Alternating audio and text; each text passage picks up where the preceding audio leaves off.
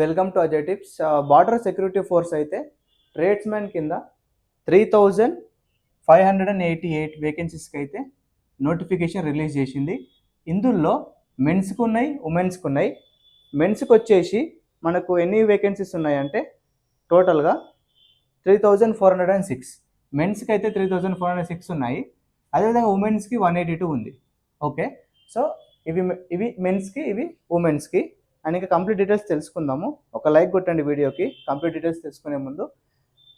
And ఇక్కడ last date, first start date అయితే 26th July నుంచి అయితే మనం అప్లై చేసుకోవచ్చు వెబ్సైట్లో. నేను లాస్ట్కి వెబ్సైట్ నేమ్ కూడా చెప్తాను. అండ్ ఎప్పటివరకు అప్లై చేసుకోవచ్చు అంటే 25th ఆగస్ట్ వరకు అప్లై చేసుకోవచ్చు.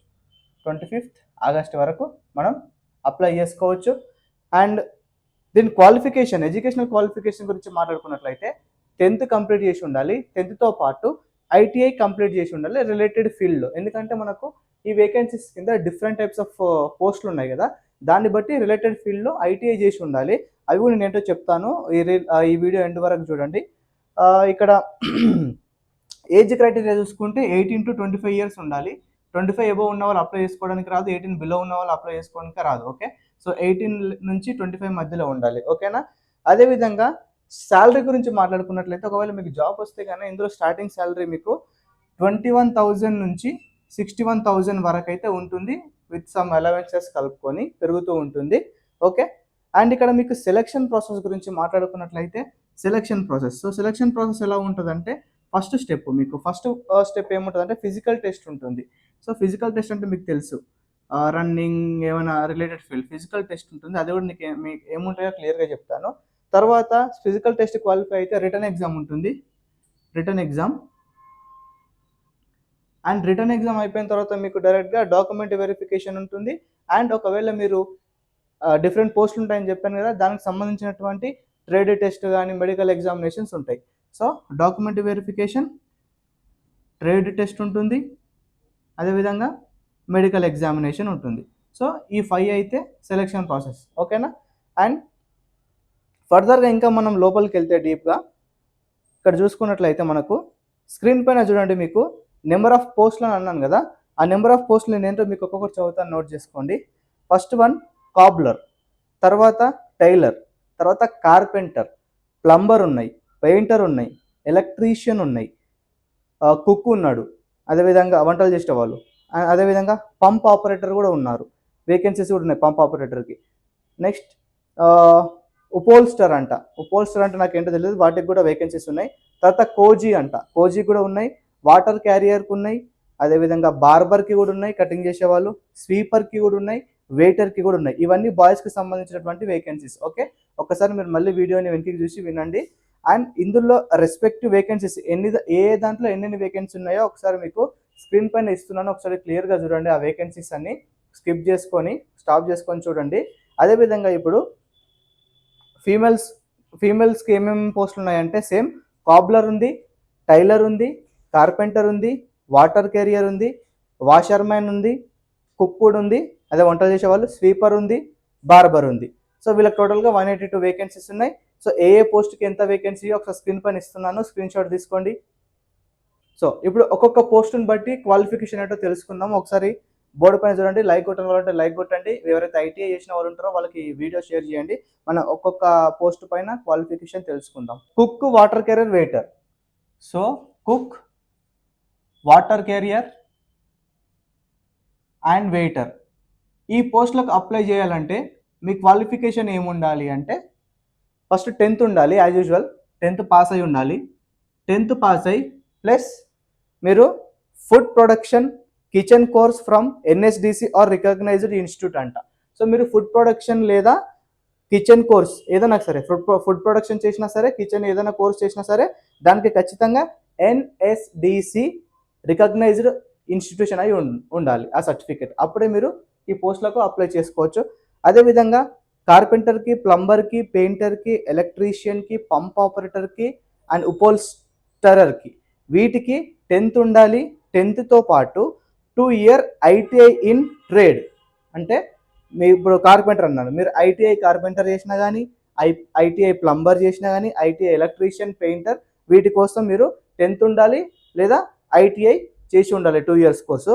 ఒకవేళ ఇది కాకుంటే 1 year ITI are vocational course అయినా కూడా పర్లేదు, ఈ రెస్పెక్టివ్ ఫీల్డ్లో పెయింటర్ కానీ ఎలక్ట్రీషియన్ కానీ ఏదైనా సరే. ఓకే, 1 year ఎక్స్పీరియన్స్ కంపల్సరీ అవసరం. ఓకే, 1 year ఎక్స్పీరియన్స్ అయితే కావాలి పోస్ట్కి అప్లై చేయాలంటే. ఓకేనా.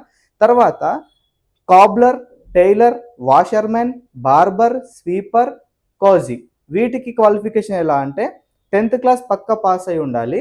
తర్వాత ఖచ్చితంగా ఎక్స్పీరియన్స్ ఉండాలి ఆ ఫీల్డ్లో. ఏ ఫీల్డ్లో? Cobbler, tailor, washermen, barber, sweeper, వాటిలో ఖచ్చితంగా మీకు ప్రొఫిషియంట్గా స్కిల్స్ ఉండాలి. అందులో ఖచ్చితంగా క్వాలిఫైడ్ ట్రేడ్ టెస్ట్, ఖచ్చితంగా ట్రేడ్ టెస్ట్ క్వాలిఫై ఉండాలి. మీకు ట్రేడ్ టెస్ట్ అని చెప్పాను కదా, అది ఖచ్చితంగా క్వాలిఫై అయి ఉండాలి. ఓకేనా.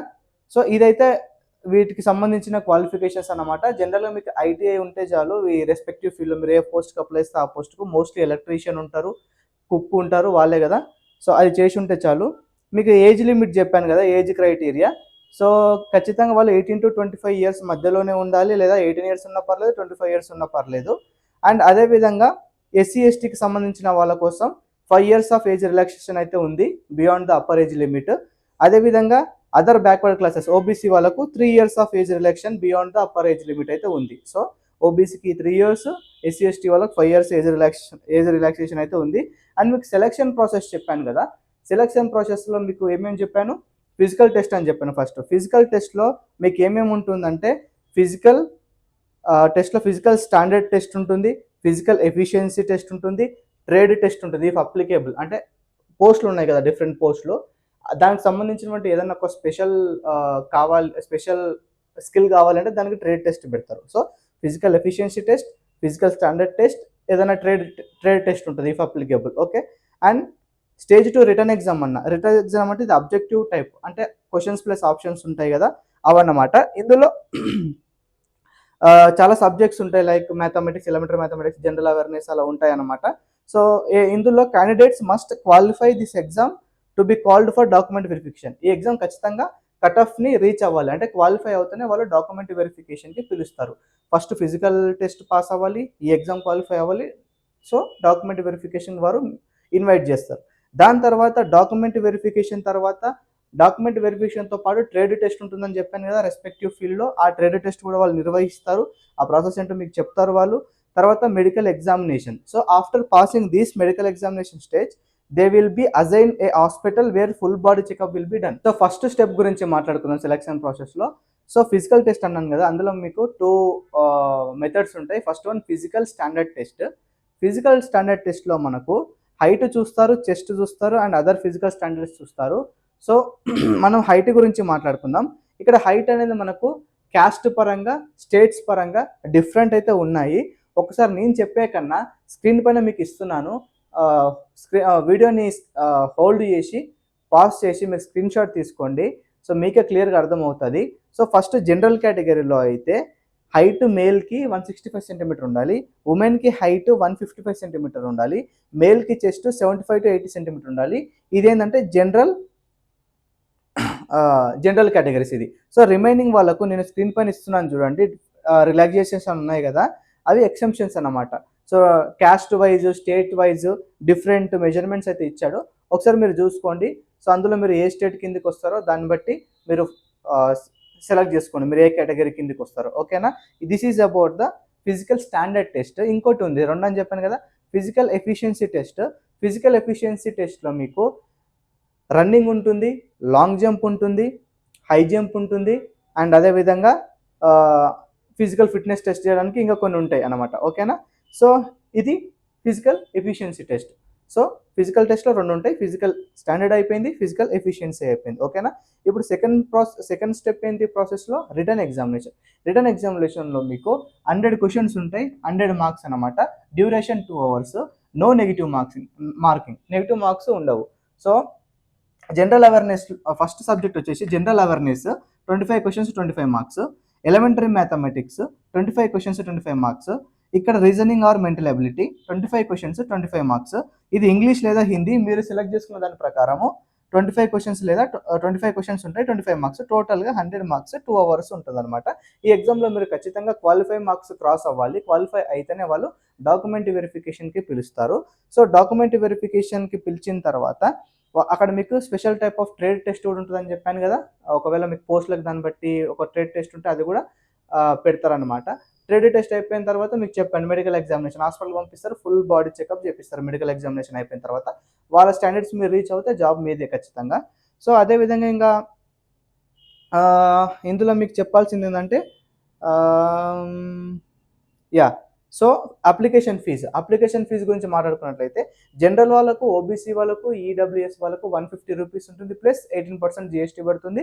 అండ్ ఈ 3 కేటగిరీస్ కాకుండా SC, ST, female candidates and ex service man, బీఎస్ఎఫ్లో ఎక్స్ సర్వీస్ మ్యాన్ ఉంటారు కదా, లేకపోతే ప్రజెంట్గా సర్వింగ్ చేస్తున్న వాళ్ళు ఉంటారు కదా, వాళ్ళకైతే ఫీజు ఫ్రీ అండి. ఎలాంటి అప్లికేషన్ ఫీజు ఉండదు. ఓకేనా, this is about the fees.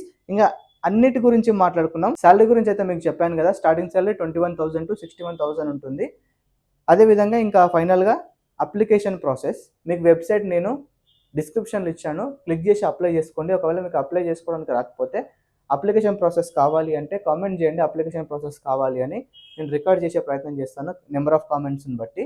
And మీ ఫ్రెండ్స్లో కానీ మీ ఎవరైనా సరే, గర్ల్స్ ఆర్ బాయ్స్ ఎవరైనా సరే ఐటీఐ చేసిన వాళ్ళు ఉంటే ఈ వీడియో షేర్ చేయండి, వాళ్ళకి యూజ్ అవుతుంది. అదేవిధంగా ఛానల్ సబ్స్క్రైబ్ చేసి పెట్టుకోండి, ఇలాంటి వీడియోస్ మరెన్నో అప్లోడ్ చేస్తూ ఉంటాను.